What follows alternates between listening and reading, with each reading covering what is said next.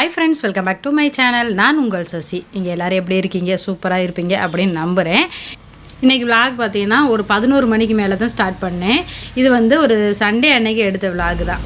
காலையில் டிஃபன்லாம் சாப்பிட்டு முடிச்சுட்டு அதுக்கப்புறம் இன்றைக்கி மதியானம் லஞ்சுக்கு வந்து சிக்கன் கிரேவி தான் வந்து வைக்க போகிறேன். அது வந்து நம்ம இன்றைக்கி கொஞ்சம் சண்டேங்கிறனால ஃப்ரீயாக இருக்கிறனால நம்ம அடுப்பில் வைக்கலான்னு சொல்லி நான் பிளான் பண்ணேன். அதாவது விறகு அடுப்பில்.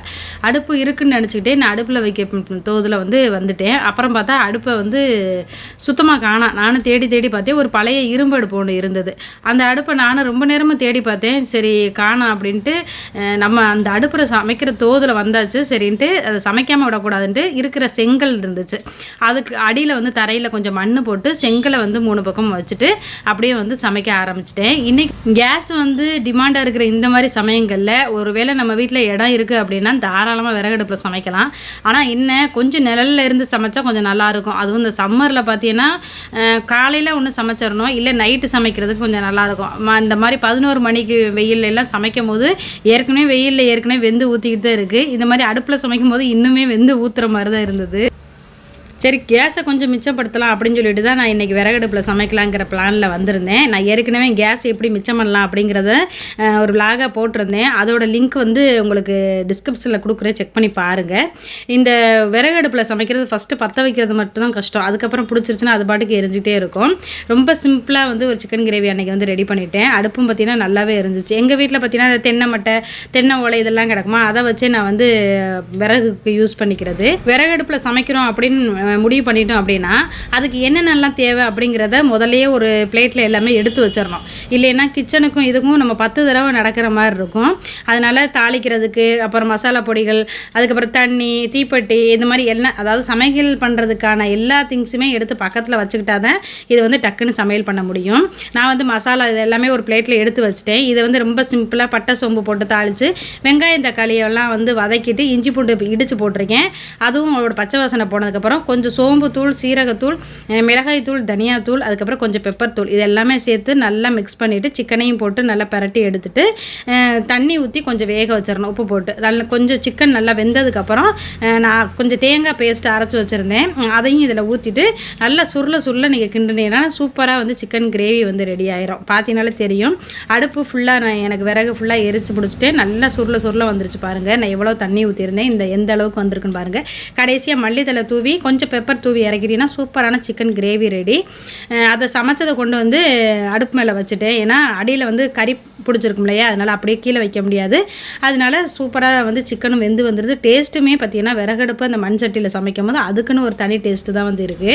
ரசத்தை மட்டும் நம்ம அடுப்பில் வச்சிடலாம்னு சொல்லி ரசத்துக்கு எல்லாமே ரெடி பண்ணி வச்சுருந்தேன். சரி கடைசியாக தாளிச்சு விட்டுக்கலான்னு அடுப்பில் ஊற்றும் போதே பார்த்தீங்கன்னா அடுப்பில் இந்த மாதிரி ஃபுல்லாக சிந்திருச்சு. இந்த மாதிரி பரபரன்னு வேலை பார்க்கப்ப இதெல்லாம் நிறைய நடக்கிறது உண்டு தான். எனக்கு மட்டும் அப்படி இல்லை, அது எல்லாருக்குமே இருக்கும். கண்டிப்பாக இருக்கிறவங்க கமெண்ட் பண்ணுங்கள். நான் அதை அப்படியே விட்டோம்னாக்கா அது காஞ்சி இன்னுமே மோசமாயிரும். அதனால் உடனே தொடச்சிடலாம்னு சொல்லி அந்த கிச்சன் டவலை வச்சு ஃபுல்லாகவே தொடச்சி எடுத்துக்கிட்டு இருந்தேன். இந்த மாதிரி அப்பப்போ நிறைய நடக்க தான் செய்யும். இது மட்டும் இல்லை, டீ போடும்போது சிந்தும், பால் காய்ச்சும் போது பொங்கி ஊற்றுறது, இந்த மாதிரி நிறைய வேலைகள் வந்து நடந்துக்கிட்டு தான் இருக்கும். அதை இந்த மாதிரி அப்பப்போ க்ளீன் பண்ணிட்டோம் அப்படின்னா கிச்சன் ஓரளவுக்கு பார்க்க நல்லாயிருக்கும். இல்லைன்னா ஃபுல்லாக போட்டு நம்ம க்ளீன் பண்ணுற மாதிரி இருக்கும். நம்ம எவ்வளோ தான் கிச்சனில் வந்து சூடு வாங்கினாலும் இந்த அடுப்பில் வச்சுக்கிட்டே துடைக்கிற பழக்கம் இன்னுமே நிறைய பேருக்கு இருக்குது. நேற்று தான் நான் வந்து பயங்கரமாக பானையில் சூடு வாங்கினேன். அதை கூட ஷார்ட்ஸில் வந்து போட்டிருந்துருப்பேன். அப்படி இருந்தும் பாருங்கள் அடுப்பு சிந்திருச்சு. சரி அப்படியே போட்டு வைக்கவும் மனசு வரல. அதனால அதையும் அப்படியே கையோடு தொடச்சிடலான்னு சொல்லி தொடச்சி முடிச்சிட்டேன். இதுக்கிடையில் ரசமும் வந்து நல்லா கொதி வந்துருச்சு. லஞ்சு சாப்பிட்டு முடிச்சுட்டு வெயில் பயங்கரமாக இருக்கிறனால ஐஸ்கிரீம் சாப்பிட்லான்னு சொல்லி கேட்டிருந்தேன் ஹஸ்பண்டை. எனக்கு மோஸ்ட்லி வந்து இந்த வாசலில் போகும் இல்லையா குல்ஃபி, அதுதான் வந்து ரொம்ப பிடிக்கும். ஏன்னா என் ஹஸ்பண்ட் அதை வாங்கியே கொடுக்க மாட்டாங்க. அது அந்தளவுக்கு இதாக இருக்காது, நீ என்ன கடையில் வாங்கி சாப்பிட அருண் ஐஸ்கிரீம் அப்படின்னு சொல்லிட்டு அதை வாங்கி கொடுத்தாங்க. அதை எல்லாருமே சாப்பிட்டு முடிச்சு. ஒரு சிஸ்டர் வந்து இட்லி பாத்திரம் நீங்கள் எங்கே வாங்கினீங்க அப்படின்னு கேட்டிருந்தாங்க. நான் எங்கள் ஊர் லோக்கல் ஷாப்பில் வாங்கினேன்.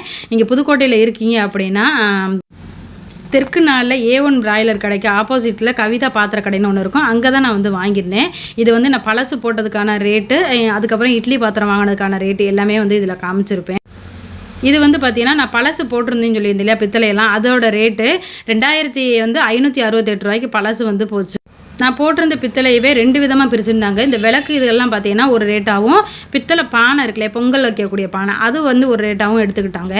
அதுக்கு தகுந்த மாதிரி நான் வந்து இட்லி பாத்திரமும் எடுத்துகிட்டு வந்துட்டேன். அதுக்கப்புறம் ஈவினிங் போல் கொஞ்சம் வந்து பேண்ட்டெல்லாம் வந்துட்டு என்கிட்ட இல்லை சுத்தமாக. சரி அதை போய் எடுக்கலாம் அப்படின்னு சொல்லிட்டு தான் கடைக்கு வந்து போயிருந்தோம்.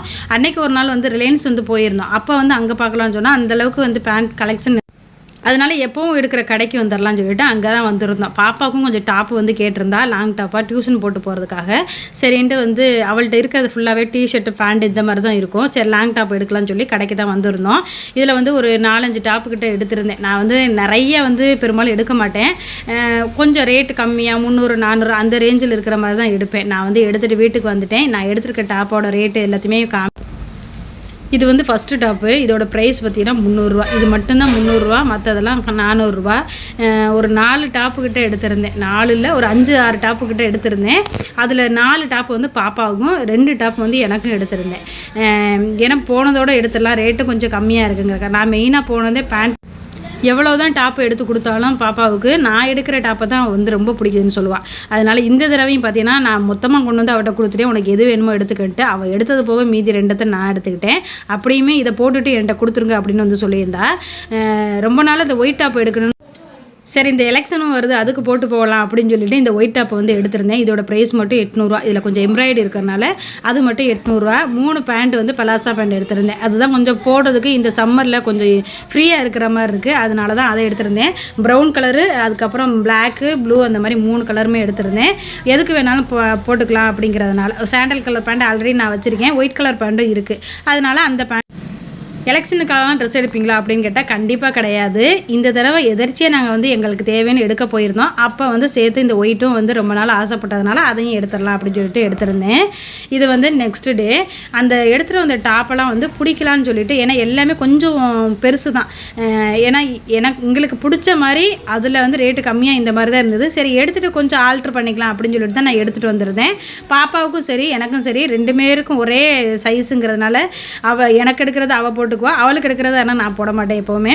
அதனால் சரி அதை எல்லாமே கொஞ்சம் ஆல்ட்ரு பண்ணிடலாம்னு சொல்லிட்டு தையல் மிஷினில் உட்காரலான்னு வந்தால், தையல் மிஷின் மேலே எப்போவுமே ஏதாவது ஒரு திங்ஸ் வந்து இருந்துக்கிட்டே இருக்கும். அதை எடுத்து போட்டு தைக்கிறதுக்கே சோம்பேறித்தனம் போட்டுட்டு அது மேலேயே போட்டு இந்த தடவை வந்து எப்படியாவது தச்சே ஆகணும். ஏன்னா பாப்பாவும் ரெகுலராக டியூஷன் போகிறதுக்காக தான் கேட்டிருந்தாங்கிறக்காக எல்லாத்தையும் அள்ளி போட்டுட்டு அப்படியே உட்காந்து தைக்கிறதுக்கு ஆரம்பிச்சிட்டேன்.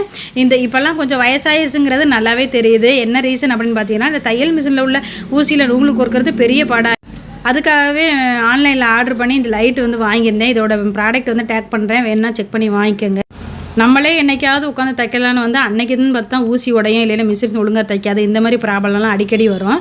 அப்படி தான் இன்றைக்கின்னு பார்த்தீங்கன்னா ஊசி நல்லா அந்த ஊசியை மாட்டிட்டு அதுக்கப்புறம் தைக்க ஆரம்பித்தேன். தைக்கிறது ரொம்ப பிடிக்கும், ஆனால் ஒரே ஃப்ளோவில் தைச்சிக்கிட்டே இருக்கணும். ஆனால் இந்த மாதிரி ஊசி உடையிறது, மிஷின் ரிப்பேராக இருந்துச்சுன்னா, தையல் ஒழுங்காக விழுகாமல் வந்ததெல்லாம் தைக்கும் போது அவ்வளோ கடுப்பாக வரும். அந்த மாதிரி தான் எனக்கும் இருக்குது எப்போவுமே. யாருக்கெல்லாம் அந்த மாதிரி இருக்கும் அப்படிங்கிறத மறக்காமல் கமெண்ட் பண்ணுங்கள்.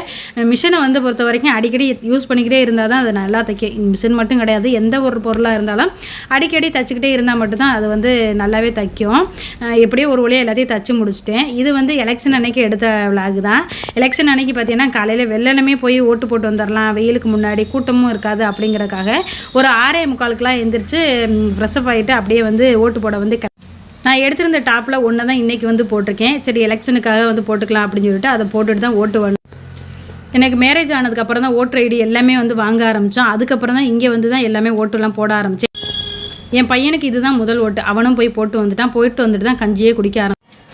ஓட்டு போட்டு வந்துட்டு ஒரு 1/2 hour ஆயிடுச்சு. அதுக்கப்புறம் பார்த்தா அங்கேருந்து ஃபோன் ஒன்று வந்துருந்தது. நீங்கள் போட்டிருந்த ஓட்டு வந்து விழுகலை, அதனால் திருப்பி வந்து ஓட்டு போடுங்க அப்படின்னு சொல்லி ஒருத்தவங்க வந்து கூப்பிட்டுருந்தாங்க.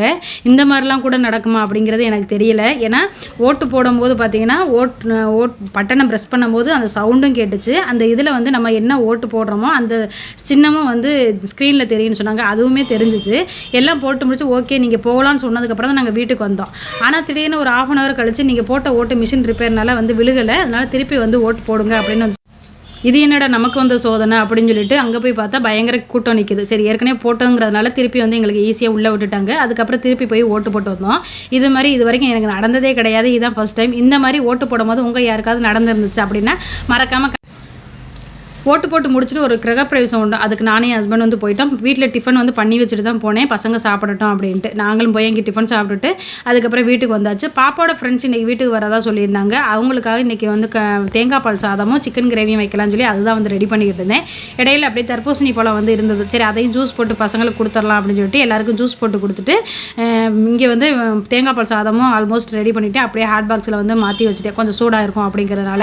இங்கே வந்து சிக்கன் கிரேவி தான் வந்து ரெடி பண்ண போகிறேன். அதுக்கப்புறம் இன்றைக்கி சிம்பிளான லஞ்சு தான், இருந்தாலும் கொஞ்சம் லேட்டாக செஞ்சதுனால வெயில் அப்படியே ஒரு மாதிரி டயர்டாக ஆயிடுச்சு. வெளியில் போயிட்டு வந்தது, ஃபங்க்ஷன் போயிட்டு வந்தது எல்லாம்.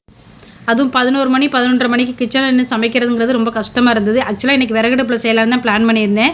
அதுவுமே இன்றைக்கி முடியாது அப்படின்ட்டு டக்குன்னு சமையல் பண்ணிடலாம் அடுப்புலையே, கேஸ் அடுப்புலையே அப்படின்னு சொல்லிட்டு அதில் தான் வந்து பண்ணிக்கிட்டு இருந்தேன். சிக்கன் கிரேவிங்கிறனால சீக்கிரமாக வேலை முடிஞ்சிடும். பிரியாணி தான் போடுவோன்னு நினச்சேன்.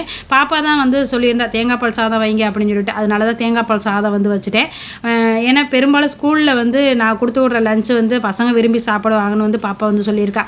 அதனால தேங்காய் பால் சாதம் வந்து ரெடி பண்ணிவிட்டு சிக்கன் கிரேவியும் வந்து வச்சுக்கிட்டு இருந்தேன். எங்கள் அண்ணியும் வந்து வந்துடுறதுனால அவங்கக்கிட்ட பேசிக்கிட்டே நான் வந்து இங்கே வந்து சிக்கன் வந்து சமைச்சிக்கிட்டு இருக்கேன். எங்கள் அண்ணி வந்து எனக்கு இந்த விரத சாப்பாடுலாம் சமைக்கும் போது பார்த்தீங்கன்னா வாயிலே எச்சி போடாமல் சமைப்போம் இல்லையா, அப்போ பார்த்தீங்கன்னா எல்லாமே கரெக்டாக இருக்கும். உப்பு, புளிப்பு, காரம் இந்த மாதிரி எல்லாமே கரெக்டாக இருக்கும். ஆனால் மற்ற நாள்களில் பார்த்தீங்கன்னா நம்ம எவ்வளோ தான் வாயில் வச்சு டேஸ்ட்டு பார்த்தாலும் ஒன்றுமே வந்து வாய்க்கு பிடிக்காத. இந்த நாக்குக்கு என்னத்தை வாயில் வச்சாலும் சுத்தமாக டேஸ்ட்டுங்கிறது தெரியாமல் போச்சு. அன்னைக்கு நான் அவ்வளவு பொடியெல்லாம் எல்லாமே போட தான் செஞ்சேன். இருந்தாலும் ஏதோ ஒன்று மிஸ் ஆகிற மாதிரியே ஒரு ஃபீல் இருந்தது. எப்படியோ கரெக்டாக மேனேஜ் பண்ணி ஓரளவுக்கு சமைச்சு முடிச்சுட்டேன். அது சாப்பாடும் பசங்களுக்கு போட்டு கொடுத்துட்டேன். சாப்பிட்டு நல்லா இருக்குன்னு சொன்னாங்க. சரி அப்போ தான் கொஞ்சம் திருப்தியாக இருந்தது. அதை எனக்காக சொன்னாங்களா இல்லை சாப்பிட்டு உண்மையிலேயே நல்லா இருக்குன்னு சொன்னாங்களான்னு நான் சமைச்சதுக்கப்புறம் சாப்பிட்டு எல்லாருமே கொஞ்சம் நேரம் ரெஸ்ட் எடுத்தோம். ஏன்னா எண்ணெய் ஃபுல்லாகவே கிச்சனில் நிற்கிறது சுத்தமாக பிடிக்க மாட்டேங்குது இப்போல்லாம். அதோட இல்லை, ஃபேனுக்கு அடியிலேயே நேராக உட்காந்தா மட்டும்தான் அந்த காற்றுங்கிறது நம்மளுக்கு கொஞ்சமாவது வருது. ஸோ கொஞ்சம் தள்ளி உட்காந்தா கூட அந்த காற்று துளி கூட நம்மளுக்கு வரவே மாட்டேங்குது. அதனால் சேரை போட்டு ஃபேனுக்கு அடியிலே தான் உட்காந்துருக்கிற மாதிரி இருந்தது. அதுக்கப்புறம் வந்து ஈவினிங்கில் கொஞ்சம் ஸ்நாக்ஸ் ஏதாவது ரெடி பண்ணி கொடுக்கலான்னு சொல்லிட்டு கோதுமை போண்டா தான் ரெடி பண்ணேன். இது வந்து ரொம்ப சிம்பிளான ஒரு கோதுமை போண்டா தான், கொஞ்சம் டக்குன்னு செஞ்சலாம். ஆனால் சூடோடு சாப்பிடும் போது டேஸ்ட்டு வந்து நல்லாயிருக்கும். இதில் வந்து கோதுமை மாவு, அதுக்கப்புறம் அரிசி மாவு, கொஞ்சம் சோடா உப்பு, சால்ட்டு, பெரிய வெங்காயம், கொத்தமல்லி தழை, கருவேப்பிலை இது எல்லாமே போட்டு தண்ணியாக கொஞ்சம் ரொம்ப தண்ணியாக இல்லாமல் எடுத்து போடுற அளவுக்கு இருக்கணும். அந்த அளவுக்கு கரைச்சிட்டு நம்ம வந்து கொஞ்சம் கொஞ்சமாக எண்ணெயில் போட்டு பொரித்து எடுத்துட வேண்டியதுதான். இதுக்கு தேங்காய் சட்னி வச்சா சூப்பராக இருக்கும். கொஞ்சம் காரத்துக்கு வந்து மிளகாய் தூள் வந்து சேர்த்துக்கணும். உண்மையிலே சூடாக சாப்பிடும் போது அவ்வளோ நல்லாயிருக்கும். கொஞ்சம் ஆறிடுச்சுன்னா அந்த கொலகொலப்பு தன்மை வந்து இருக்கிற மாதிரி இருக்கும். அன்னைக்கு பசங்களுக்கு அதை போட்டு கொடுத்துட்டு சாப்பிட்டுட்டு அவங்களும் வந்து வீட்டுக்கு வந்து கிளம்பிட்டாங்க. பாப்பாவும் டியூஷன் கிளம்பிட்டா. அதுக்கப்புறம் நைட்டு டின்னர் வேலையெல்லாம் முடிச்சுட்டு கொஞ்சம் தாய் கிழவி படம் பார்க்கலாம்னு சொல்லிட்டு அதுதான் வந்து போட்டு விட்டுருந்தேன். படம் வந்து இவ்வளோ நாள் ஆச்சு, தேட்டருக்கு போகணும்னு நினைக்கிறப்பல பாப்பாவுக்கு எக்ஸாம் நடந்ததுனால போக முடியலை. அதனால் வீட்டில் போட்டு இன்றைக்கி பார்த்தோம். இன்றைக்கி டே இப்படி தான் போச்சு. இந்த வீடியோ பிடிச்சிருந்துச்சுன்னா லைக் பண்ணி சப்போர்ட் பண்ணுங்கள். நெக்ஸ்ட் வீடியோவில் பார்க்கலாம்.